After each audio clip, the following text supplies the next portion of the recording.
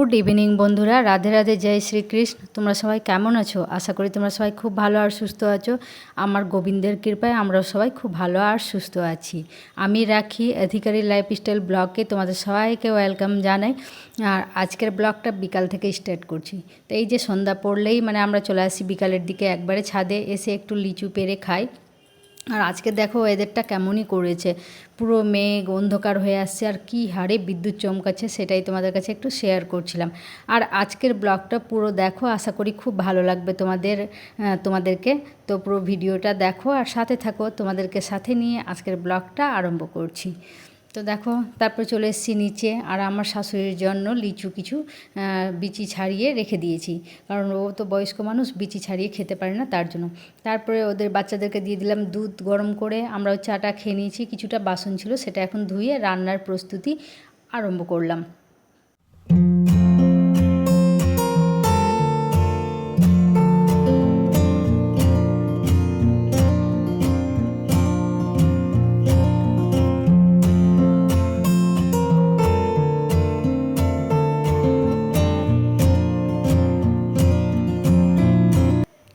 তারপরে বাসন টাসন মেজে রান্নাঘরটা পুরো শেল্ফটা ভালো করে ক্লিন করে নিলাম, কারণ রান্না করব এখন। আর কাঁঠালটা আমি প্রেসার কুকারে সিদ্ধ করে নিয়েছি, এখন করব কাঁঠালের তরকারি আর রুটি করব। তো রুটি বা পরোটা এরকমই কিছু করব। আর হাঁড়ি ধরা কাপড়টা গরম জলে ডুবিয়ে রেখেছিলাম, সেটা এখন আমি ভালো করে ধুয়ে মেলে দিয়েছি। তাতে করে কাজ করছি, কারণ প্রচণ্ড হারে বিদ্যুৎ চমকাচ্ছে আর বৃষ্টি পড়ছে, বাতাসটাও উঠেছে, ওই জন্য তাতে করে কাজটা করার চেষ্টা করছি। আর এইভাবেই জীবনটা যায় বন্ধুরা। জীবন মানেই হচ্ছে সংগ্রাম, বাধা আসবেই, থামা যাবে না, থামলেই কিন্তু হার মেনে নিতে হবে, আর হার না মানলে চলে যেতেই হবে। সংগ্রাম তো করতেই হবে, বেঁচে থাকার জন্য অনেক আমাদেরকে সংগ্রাম যুদ্ধ করতেই থাকতে হবে, কারণ জীবন যতদিন বেঁচে আছে আমাদেরকে এইভাবে লড়ে বেঁচে থাকতে হবে। আর আমরা তো হচ্ছি ঠাকুরের হাতের পুতুল, ও যেভাবে আমাদেরকে চলাবে সেইভাবেই আমরা চলবো, ঠিকই না বন্ধুরা? ব্যাস এইভাবেই জীবনটা কাটুক, যেন সুখময় আনন্দময়ভাবে জীবনটা যায়, আর ঠাকুরের কৃপা সবসময় আমাদের উপরে এরকমই বজায় থাকে। তা দেখো, তোমাদের সঙ্গে গল্প করতে করতে আমার এদিকে তরকারিটাও চাপানো হয়ে গেছে, আর আটাটাও এখন আমি চটপট করে মেখে নিব। আর ওদিকে আমার মেয়ে দুটো পড়াশোনা করতে বসেছে, পড়াশোনা করছে, মাঝে মধ্যে ওদেরকেও দেখতে যাচ্ছি।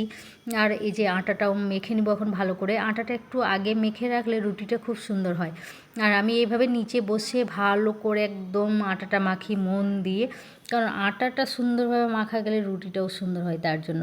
তারপর দেখো, একটু আমি আটাটা ভেঙে প্রণাম করে নিলাম, করে এবার আটাটা ঢেকে রেখে দিব। আর এদিকে তরকারিটাও হচ্ছে আমার।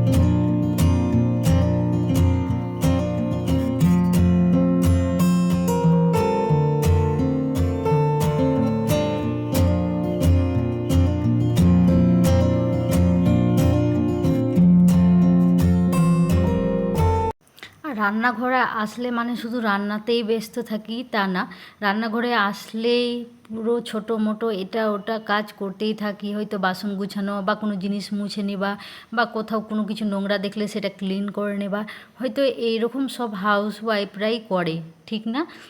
আমি হয়তো বেশি করি না কম করি সেটা আমি জানি না, কিন্তু আমার মনে হয় যে এইরকম সব হাউস ওয়াইফরাই করে যারা পরিষ্কার পরিচ্ছন্ন থাকতে ভালোবাসে।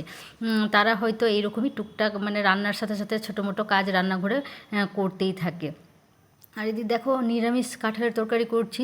তো এদিকে আমি টমেটো আর কাঁচা লঙ্কা আর একটু চিনাবাদাম একটু কাজু ভেজে আমি বেটে নিয়েছি। বেটে নিয়ে এবার মশলাটা ভালো করে কষবো। আর কাঁঠালের তরকারিটা না, নিরামিষ কাঁঠালের তরকারি দারুণ হয়ে খেতে, খুব সুন্দর মানে হয়েও ছিল সত্যিকারের খুব সুন্দর। তো মানে এইভাবে আমরা নিরামিষ কাঁঠালের তরকারি করি। তো তোমাদের যদি রেসিপিটা দেখার ইচ্ছা থাকে তো অবশ্যই আমাকে বলো, তোমাদের কাছে শেয়ার করব। আর যারা পরিষ্কার পরিচ্ছন্ন থাকতে চায় তারা তো দেখবে সব সময় মানে এটা ওটা পরিষ্কার করতেই থাকে। আর আমি রান্না করতে করতে এতবার হাত ধুই, মানে এটা ওটা ধরলেই হাত ধুতেই থাকতে হয়। কি জানি না, এটা আমার আগে থেকেই আমার এই অভ্যাসটা। এবার এই অভ্যাসটা ভালো না খারাপ আমি সেটা মানে জানি না, তোমরা অবশ্যই আমাকে জানাও। কিন্তু আমি রান্না করার সময় অনেকবার হাত ধুই। তারপরে দেখো আমি মশলাটা কষে ঢাকা দিয়ে দিলাম। এবার মশলাটা রেখে এখন অনেকগুলো বোতল আছে, সেগুলো জল ভরে ফ্রিজে রাখতে হবে। সবটি জলগুলো খেয়ে খেয়ে এরকমই রেখে দিয়েছে। তো আমি এখন সবটি বোতল জল ভরে ফ্রিজে রেখে দিব। আর আমি আমার ছোটো মেয়েকে ডাকছিলাম যে একটু বোতলগুলো ফ্রিজে ভরে দিতে, কারণ এতই বিদ্যুৎ চমকাচ্ছিল, মানে থেকে থেকে ভয়ও পেয়ে যাচ্ছি, মানে এত জোরে জোরে বিদ্যুৎ চমকাচ্ছে তার জন্য। আর গরমও ভীষণ করেছে।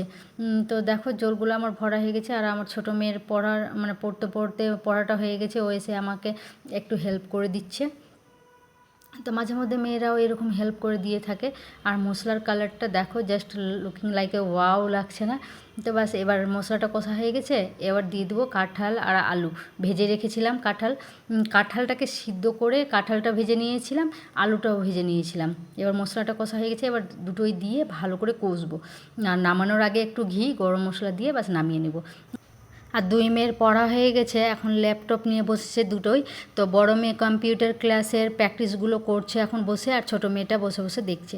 আর আমি এই তো ছোটো মোটো কাজগুলো একটু গুছিয়ে নিচ্ছি, কারণ সকালে যদি গুছানো থাকে রাত্রেবেলা সমস্ত কাজ, তাহলে সকালে উঠে কাজের চাপ থাকে না। আর মনটাও একদম ফ্রেশ লাগে যদি ঘর দুয়ার পুরো ক্লিন থাকে।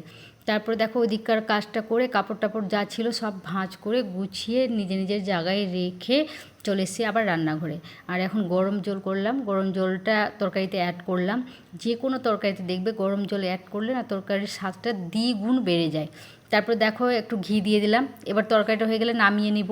আর এবারের ঘিটা না একদমই ভালো লাগছে না খেতে, একটু কেমনই গন্ধ করছে। কিন্তু কিছু করার নাই, একবারে 1 কেজি ঘি নিয়ে এসছে।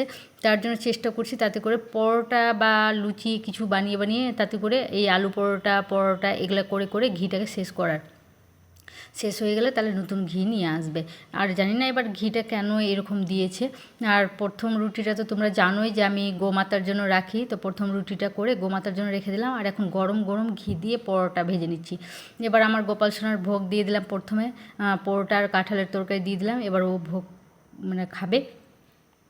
আর এদিকে দেখো এখন আমি আমার ছোটো মেয়েকেও খেতে দিয়ে দিয়েছি। বড় মেয়ের এখনও প্র্যাকটিস হয়নি, তার জন্য ছোটো মেয়েকে গরম গরম এখন খেতে দিয়ে দিলাম। ও বসে আরাম থেকে এখন গরম গরম খাবে। আর ওদিকে বিদ্যুৎও চমকাচ্ছে।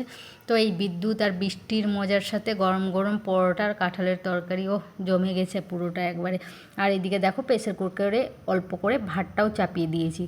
ওই তো বললাম কর্তাবাবু আর আমরা দুজনে একটু গরম ভাত খাবো কাঁঠালের তরকারি দিয়ে, তার জন্য একটু বসিয়ে দিয়েছি। আর ওরা আমার 2 মেয়ে ভাত খাবে না, ওদের জন্য দিইনি।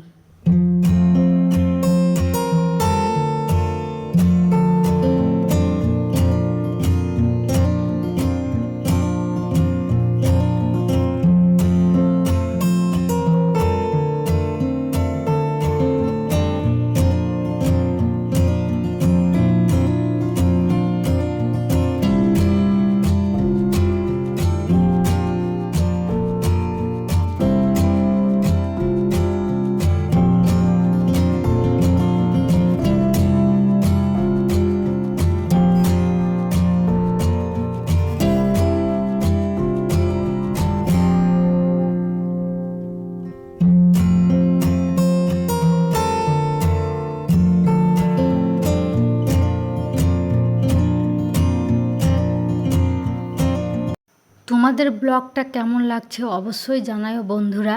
আর তোমরা আমার পাশে থাকলে আমিও একটু ভালো করে ভিডিও বানানোর মোটিভেশনটা পাবো। আর দেখো বাইরে বৃষ্টি কী হারে বৃষ্টি হচ্ছে আর বিদ্যুৎ চমকাচ্ছে।